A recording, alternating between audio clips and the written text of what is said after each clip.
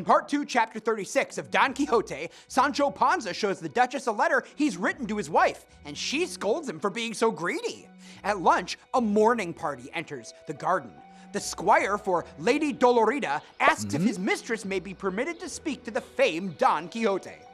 In Part 2, Chapter 37, Sancho Panza and Doña Rodriguez get into an argument about dueñas, who are ladies-in-waiting, matrons, and chaperones. Sancho thinks dueñas are nothing but trouble.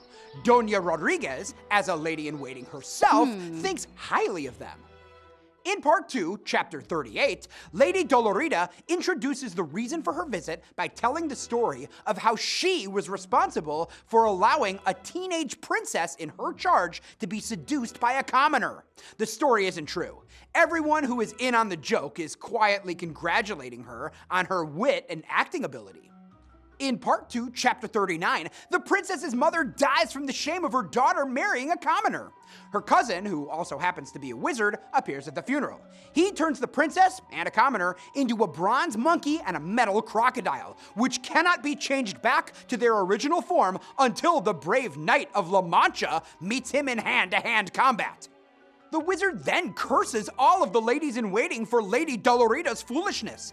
Each woman immediately grows a beard that they reveal to Don Quixote and Sancho Panza in the present. Now, no man will have any interest in the dueñas. The Duke and Duchess are pulling out all the stops when it comes to messing around with Don Quixote and Sancho Panza. They spare no expense in their prank, creating an elaborate drama that sucks in even those who are in on the joke. Literary experts speculate that the Duke and Duchess are modeled after real nobles. Cervantes must not have liked them very much, as he uses these two characters solely to point out how cruel people in positions of power and have too much idle time on their hands can be.